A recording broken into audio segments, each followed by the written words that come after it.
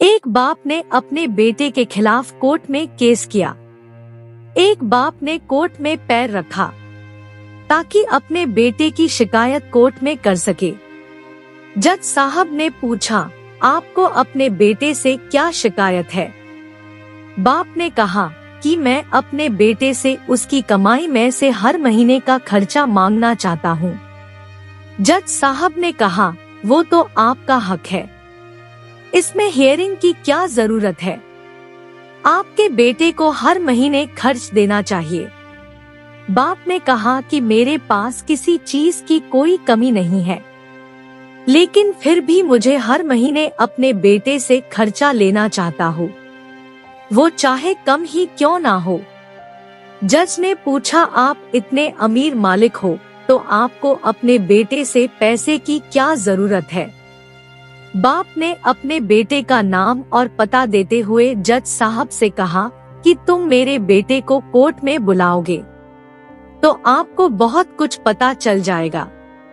जब बेटा कोर्ट में आया तो जज साहब ने बेटे से कहा कि आपके पिताजी आपसे हर महीने खर्चा लेना चाहते हैं, चाहे वह कम क्यों न हो।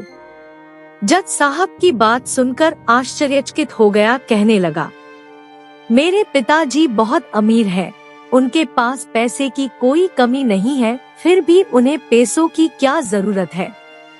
साहब ने कहा, यह आपके पिता की मांग है और वह अपने आप में स्वतंत्र है। पिता ने जज साहब से कहा कि आप मेरे बेटे से कहिए कि वह मुझे हर महीने 100 रुपए देगा, और वो भी अपने हाथों से, और उस पैसे में बिल्कुल भी देरी नहीं होगी।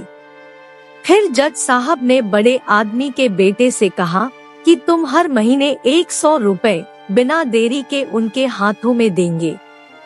ये आपको हुक्म देता हूँ। मुकदमा खत्म होने के बाद जज साहब बड़े आदमी को अपने पास बुलाते हैं। उन्होंने बड़े आदमी से पूछा, अगर आप बुरे नहीं हैं तो मैं आपसे एक बात पूछूंगा, आपने बेटे के खिलाफ यह केस क्यों किया? आप तो बहुत अमीर आदमी हो और ये इतनी छोटी सी कीमत। बड़े आदमी ने रोते हुए कहा, जज साहब, मैं अपने बेटे का चेहरा देखने के लिए आया था, वह अपने कामों में इतना व्यस्त रहता है।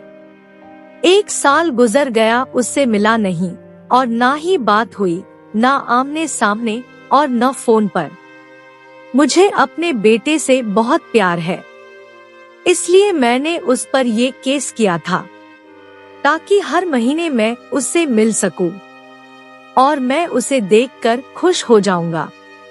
ये बात सुनकर जज की भी आंखों में आंसू आ गए। दोस्तों, आज हम जो भी है अपने माता पिता की देन है, इसलिए हमें अपने माता पिता का आदर सम्मान करना चाहिए और उनके साथ ही रहना चाहिए। आपको ये कहानी अच्छी लगी हो तो लाइक कर सब्सक्राइब जरूर करें, साथ ही वीडियो को शेयर करें।